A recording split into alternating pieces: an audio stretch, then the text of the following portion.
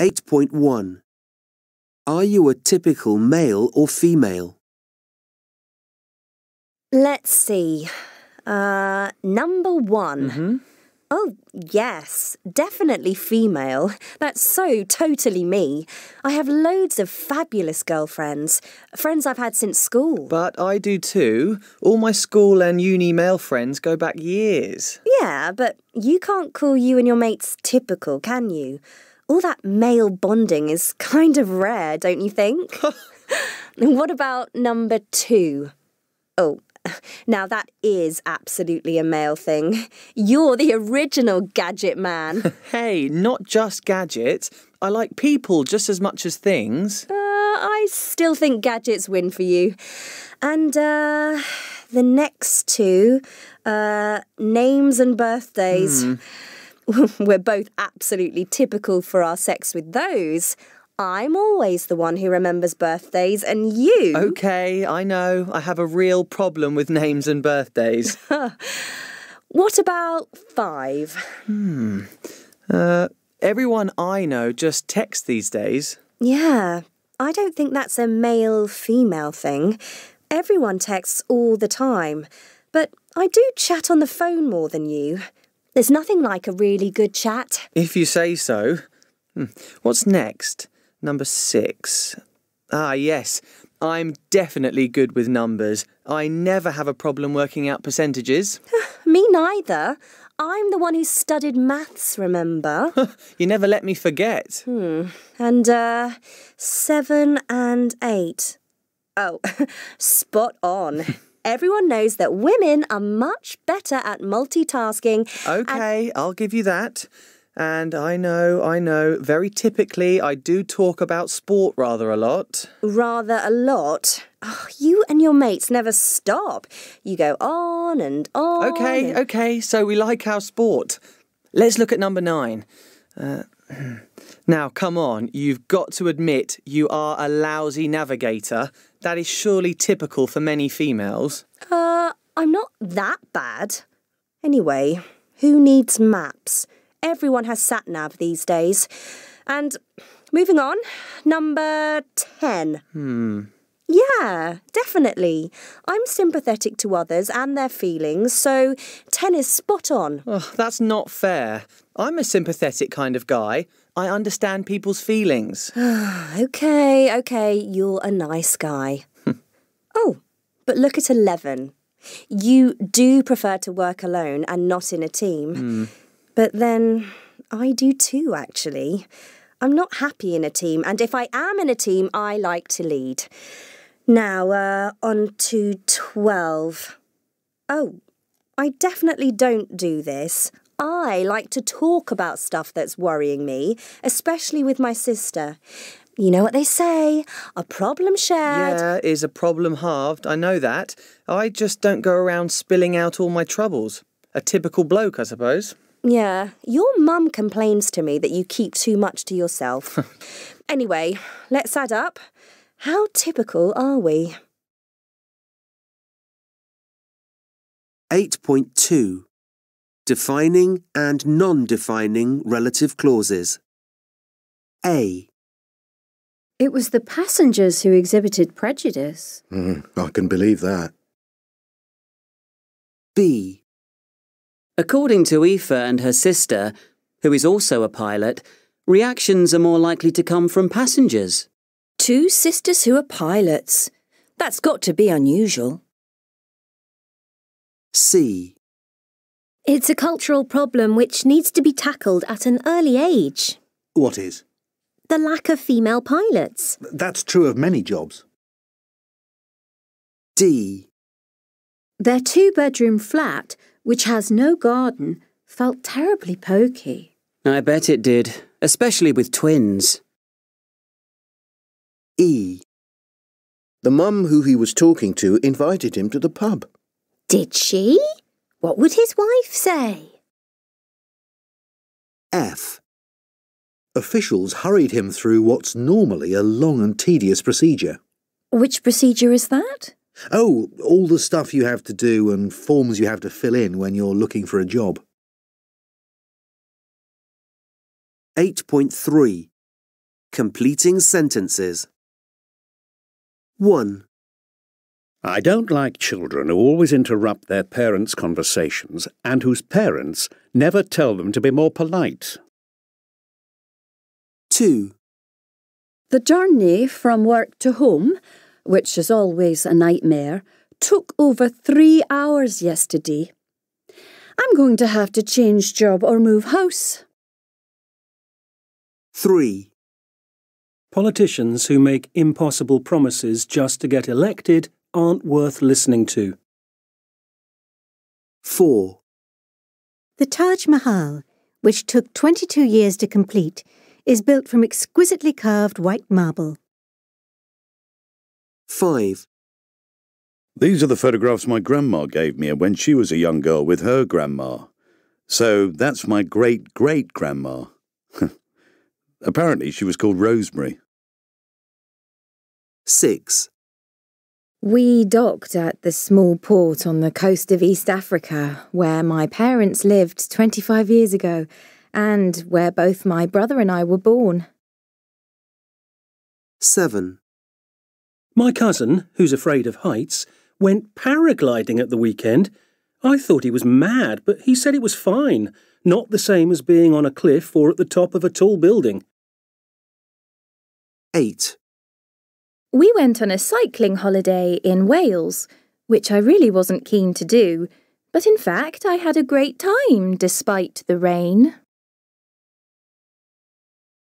8.4 Present and past participles. 1, Flights booked 1 month in advance have a 10% discount. Booking your flight in advance gives you a better deal. 2, The new uniforms worn by the pilots looked very smart. Visitors wearing sleeveless tops will be denied entry. 3, We took a shortcut, saving an hour on our journey time. With the money saved from giving up smoking, I'm buying a bike. 4, Taking all things into account, I've decided to resign. Taken 3 times a day, these tablets will help your allergy. 5, I fell on the ice, injuring my wrist. The boy injured in the car accident is in hospital. 6, Breaking promises leads to lack of trust. Broken promises lead to lack of trust. 7, Giving away secrets won't win you any friends. Given the chance, I'd love to work in New York. 8, Growing up in the countryside is healthy for young kids. Strawberries grown under polythene ripen more quickly. 8.5 Bringing up Max. Have you seen this? Poor wee mite. What? Who's a poor wee mite? This poor kid. He's just a toddler. 1 year old. How can they do this to him? For goodness sake, who are they and what on earth have they done? Just look at these pictures. Yeah, so what are you bothered about? He looks really cute, don't you think? Like his checked lumberjack shirt. And he's got his big sister's pink tutu on, bless him. I remember when our Sam wanted a bow in his hair like Emma, and he loved wearing all those frocks she had for dressing up, especially the Cinderella one. Remember, we thought it was funny, but Emma poured scorn on him. Oh, yeah, that's what big sisters do, but this is different. Max, he's called Max. He hasn't got a sister. And it seems the pink tutu was bought specially for him. It says here that wearing frocks is all part of his parents' plan to bring him up to be gender neutral. Gender neutral? He's a little boy. I don't get it. Whatever does it mean? Oh, it's supposed to be a radical new technique for child rearing, where boys and girls are treated exactly the same. His mother, she's called Lisa, says, quote, "We're doing it because gender stereotyping can be so damaging. It teaches little boys to be aggressive." Ugh, Well, all I can say is that I'm glad we didn't know that when we were bringing up our Sam. Gender stereotyping, eh? Well, I suppose there could just be a point to that. So, you think our son is aggressive? No, of course not. Didn't say that. Sam's a smashing kid. He's full of life. He's your typical happy, energetic, bolshy teenager. It's just that... It's just what? And it's a ludicrous idea. Max's parents are actively encouraging him to be more girl-like.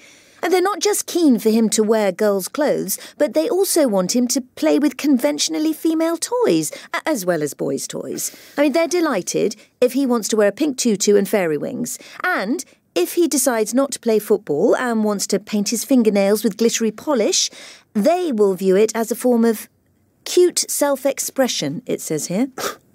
Why are they doing all this? They believe it will help boost his confidence. But how on earth is wearing a tutu a boost to a boy's confidence? But look, you know as well as I do, all toddlers will have a go at anything that takes their fancy. Doesn't matter if it's for boys or girls. They don't care. They're just too young to bow to peer pressure. Exactly that. You don't have to actively encourage toddlers one way or the other. They just do their own toddler thing. Let's see this article again.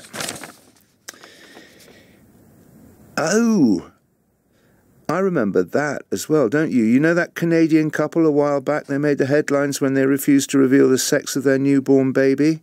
They called it Storm and dressed it neutrally so that no one would stereotype it. Oh, that's awful.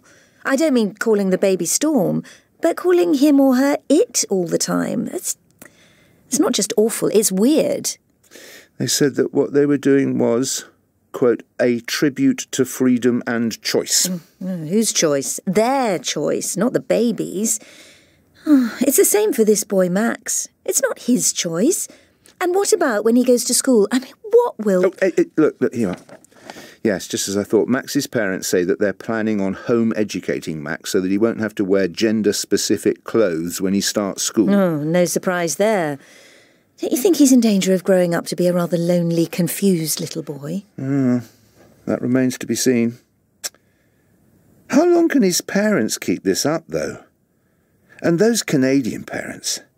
I can't believe they can carry on calling their child it forever. I'd like to see into the future. What will these kids be like in 10 years' time? Yeah, and what will their parents be doing? It's as if they're using their kids as guinea pigs. I don't think it's fair on the kids. Hi, Mum. Hi, Dad. We won again, and I'm starving. Ah, there's our flawless offspring. To the kitchen, woman. Feed the boy.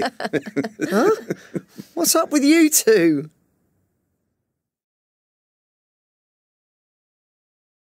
(8.6) Dr. Eugene Beresin. Dr. Eugene Beresin, Director of Training in Child and Adolescent Psychiatry at Massachusetts General Hospital. To raise a child not as a boy or a girl is creating in some sense a freak. The Canadian couple's approach is a terrible idea because identity formation is really critical for every human being, and part of that is gender. There are many cultural and social forces at play. Since the sexual revolution of the 1970s, child development experts have embraced a more flexible view of gender. Before that, the stereotypes of boys were that they were self-sufficient, non-empathetic, tough, and good at war. Girls were trained to be empathetic and caring and more nurturing. But since then, women have become more competitive, aggressive, and independent, and by the same token, men are allowed to cry. We often see hulking football players who are bawling. 8.7 Expressions with just. 1. Did you hear that? Andy called me useless and inefficient. Don't worry. He's just as rude to me as you. 2. A pair of red socks. That's just what I wanted. Oh, I'm so glad you like them. You can't go wrong with socks as a present. But they're always useful. Yeah. 3. Can I have mine black with 2 sugars? Oh, we're just about out of coffee. Not to worry. Tea will do. Actually. 4. Where are you? I expected you hours ago. I'm just leaving now. I got held up with a conference call. See you soon.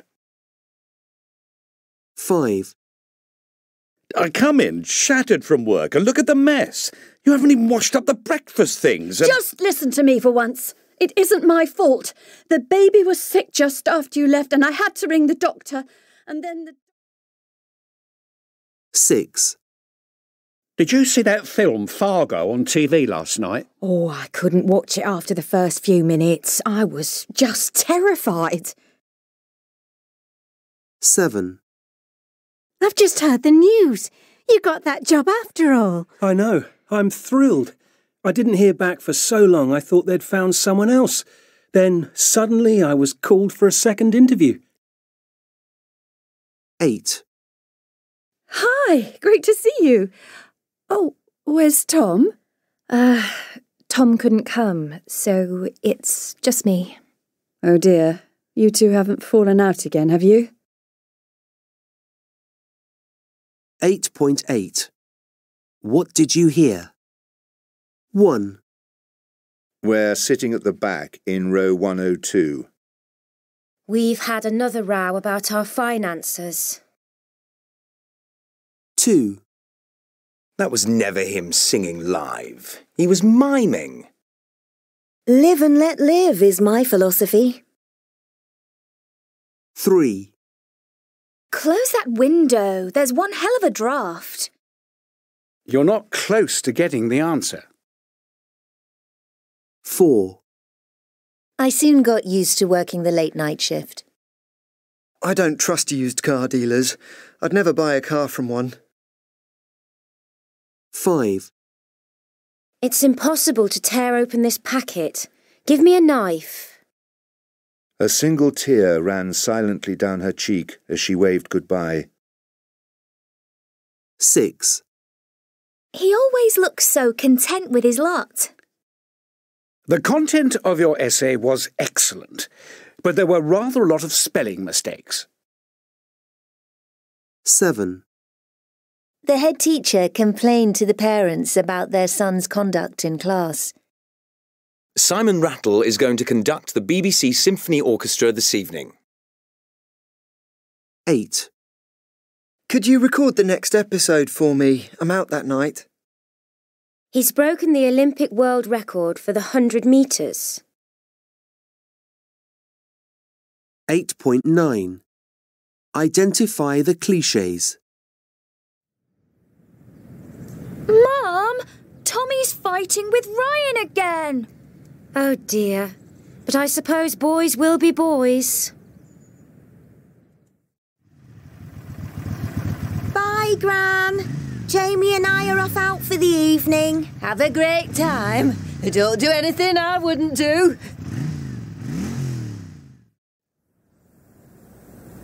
I'm thinking of having another tattoo.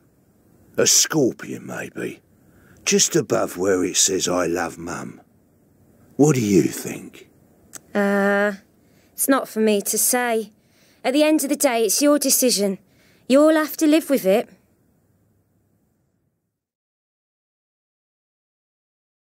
8.10.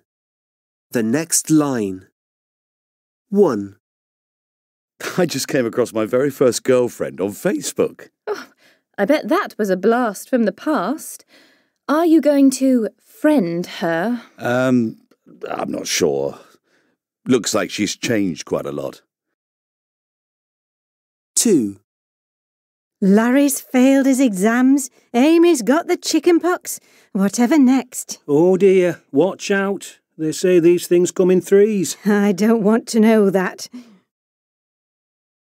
3. Dad, I've been picked for the school football team. First 11. That's my boy. Like father, like son.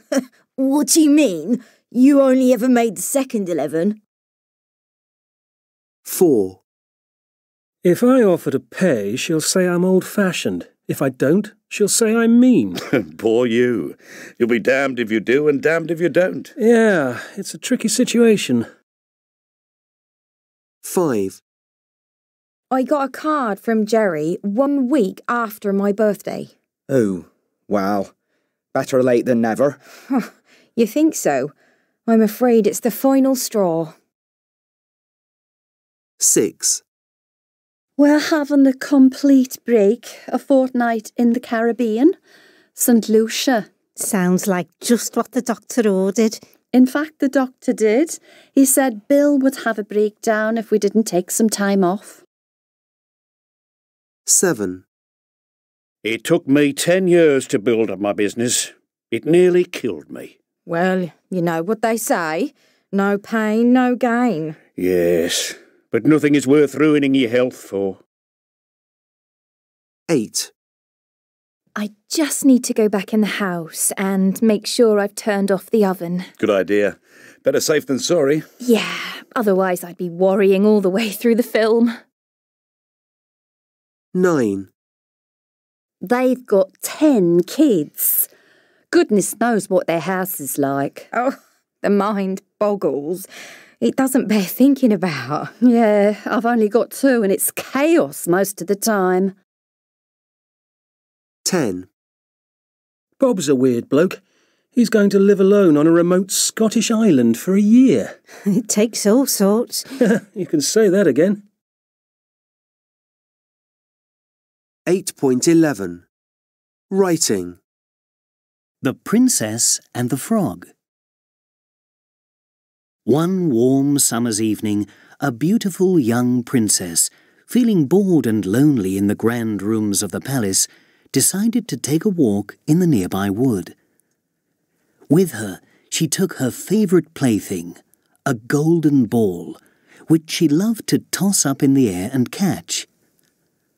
After a while, she happened upon a shady pool of spring water. So she sat herself down to enjoy the cool and started idly throwing her golden ball high in the air, watching it glint in the evening sunlight. She reached out to catch it, but, dazzled by the brightness of the sun, she missed it and it splashed down into the centre of the pond. Distraught, the princess leapt to her feet and, looking down into the black depths of the water, she began to weep. Alas, she lamented, if I could only get my ball again, I'd give all my fine clothes and jewels and everything that I have in the world. No sooner had she finished speaking when a frog's head popped up out of the water, and he inquired, Princess, why are you weeping so bitterly? Ugh, she thought. A disgusting, slimy frog. But she sniffed and cried, My golden ball is lost forever in the deep, dark water. The frog said, I don't want any of your finery, but if you will love me and let me live with you and eat from your golden plate and sleep on your bed, I will retrieve your ball. What ridiculous nonsense this silly frog is talking, thought the princess. He'll never be able to leave the pond to visit me. However, he may be able to get my ball. So she said to the frog, If you bring me my ball, I'll do all you ask. The frog dived deep into the water, and after a little while he emerged carrying the ball in his mouth and threw it onto the edge of the pond. The princess was overjoyed. She ran to pick up the ball, and without any sign of gratitude or a backward glance at the frog, ran home as fast as she could. The frog called vainly after her, Stay, princess! What about your promise? But she ignored his plea. However, next day, just as the princess was sitting down to dinner, there was a strange noise outside. Something was coming up the marble staircase. Then came a gentle knock at the door, and a croaky voice cried out, Open the door, my princess dear. Open the door to thy true love here. and mind the words that thou and I said, by the fountain cool, in the greenwood shade. The princess ran to the door and opened it, and there stood the frog. She had forgotten all about him, and now the sight of him frightened her. She slammed the door in his face and hurried back to her seat. The king, alarmed at his daughter's distress, asked her what was the matter. There is a disgusting, slimy frog at the door, she said. He helped me get my ball back when it fell into the pond, and I promised he could live with me here, but... The frog knocked again and called out again. Open the door, my princess dear. Open the door to thy true love here, and mind the words that thou and I said, by the fountain cool, in the greenwood shade. The king was an honourable man, and he admonished his daughter. If you have given your word, even to a frog, you must keep it. You must invite the frog in. Very reluctantly she obeyed her father, and the frog hopped into the room, next to the table where the princess sat. Lift me onto the chair and let me sit next to you, he commanded the princess. As soon as she had done this, the frog said, Put your plate next to me, so I may eat out of it. This she did, and when he had eaten as much as he could, he said, Now I'm weary. Take me upstairs and put me onto your bed. And most unwillingly the princess picked him up and carried him up to her room. She laid him on her pillow, where he slept soundly all night long. Then, as dawn broke, he jumped up, hopped down the stairs and out of the house. The princess sighed with relief. Oh, at last he's gone. I'll be troubled no more. But she was mistaken. For when night came again, she heard the same tapping at the door, and she heard the familiar croaky voice. Open the door, my princess dear. Open the door to thy true love here, and mind the words that thou and I said, by the fountain cool, in the greenwood shade. The princess opened the door, and the frog came in, slept on her pillow as before, till the morning broke. This pattern continued for 3 nights, and the lonely princess became used to his company, and spoke more kindly to him. On the 3rd morning, the frog thanked her for her friendship, and announced that he would be leaving her for good. He asked if she would kiss him goodbye. Still a little reluctant, she closed her eyes tightly and bent to kiss his slimy lips. To her absolute amazement, when she opened her eyes again, she found herself gazing into the loving eyes of the most handsome prince. He told her his sad tale.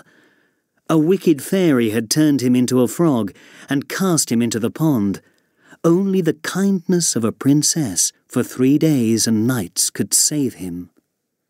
You, said the prince, have broken the fairy's cruel spell, and now I have nothing to wish for but that you should go with me to my father's kingdom, where we will marry and love each other as long as we both live. The young princess was overjoyed. Hand in hand they went together to see her father, who rejoiced at his daughter's happiness. She took her leave of him sadly, but full of excitement, and set out for the prince's kingdom, where they married and lived happily ever after.